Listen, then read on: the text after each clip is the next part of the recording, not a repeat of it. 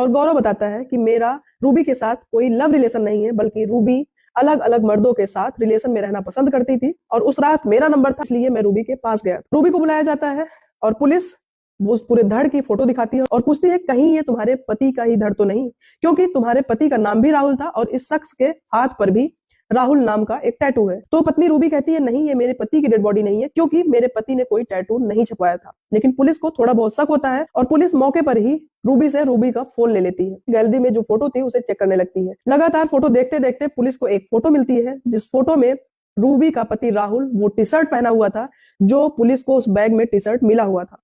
फिर पुलिस कहती है कि रूबी तुम झूठ क्यों बोल रही हो, क्योंकि जो ये डेड बॉडी थी वो तुम्हारे पति राहुल की ही थी। रूबी कहती है नहीं सर, वो मेरे पति राहुल की डेड बॉडी नहीं थी, आपको कोई गलत फहमी हुई है।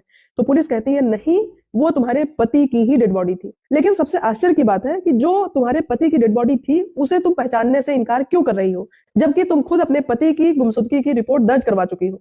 तो पत्नी रूबी कहती है नहीं सर, मेरे पति की डेड बॉडी नहीं है, और लगातार पुलिस से वो झूठ ही बोल रही थी। लेकिन पुलिस फिर मोबाइल की गैलरी से वो फोटो दिखाती है और जो बैग में टी शर्ट मिली हुई थी वो भी दिखाती है और कहती है ये जो टी शर्ट मिली हुई थी ये टी शर्ट के डेड बॉडी के पास ही मिली थी और वही टी शर्ट तुम्हारा पति राहुल भी पहना हुआ है। फिर पत्नी डर जाती है और कहती है हाँ, ये मेरे पति ही है। मैं हड़बड़ाहट में समझ नहीं पाई, पहचान नहीं पाई। फिर पुलिस को रूबी के ऊपर डाउट होता है और उसको लगता है हो ना हो कुछ तो गड़बड़ जरूर है, ये कुछ ना कुछ तो छुपा रही है जिसके लिए अपनी पति के डेड बॉडी को पहचानने से मना कर दे रही है। फिर पुलिस रूबी के नंबर के कॉल डिटेल निकलवाती है। फिर एक ऐसा नंबर मिलता है जिससे रूबी पूरे महीने में 1104 बार कॉल पर बात की थी। उस नंबर के बारे में पता किया जाता है तो पता चलता है यह नंबर एक गौरव नाम के शख्स का है।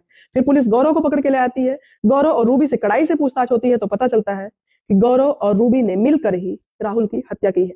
दरअसल जो मैंने शुरू में बताया कि 15 नवंबर 2025 को पति ने अपनी पत्नी को एक शख्स के साथ रंगे हाथों पकड़ा था, तो वो शख्स कोई और नहीं था बल्कि गौरव था।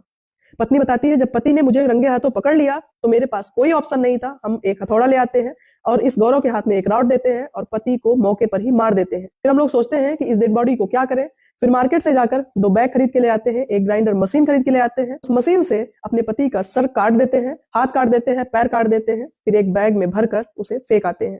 और फिर किसी को मेरे ऊपर शक ना हो, कोई मुझसे सवाल ना पूछे, इसीलिए 24 नवंबर को मैं पुलिस स्टेशन जाकर अपने पति के लापता होने की रिपोर्ट भी दर्ज करवा देती हूँ। और गौरव बताता है कि मेरा रूबी के साथ कोई लव रिलेशन नहीं है, बल्कि रूबी अलग अलग मर्दों के साथ रिलेशन में रहना पसंद करती थी और उस रात मेरा नंबर था, इसलिए मैं रूबी के पास गया था। सोचिए, जिस रूबी की शादी राहुल से 15 साल पहले हो चुकी थी, उसको 2 बच्चे थे, एक 12 साल की लड़की, एक 10 साल का लड़का। लेकिन शादी के इतने दिन बाद भी रूबी की गंदी आदत, रूबी की हवस ने उसके पति की जान और बच्चों की जिंदगी ही बर्बाद कर दी। बाकी इस पूरी घटना पर आपकी क्या राय है, प्लीज कमेंट बॉक्स में अपनी राय जरूर रखिएगा। Thank you.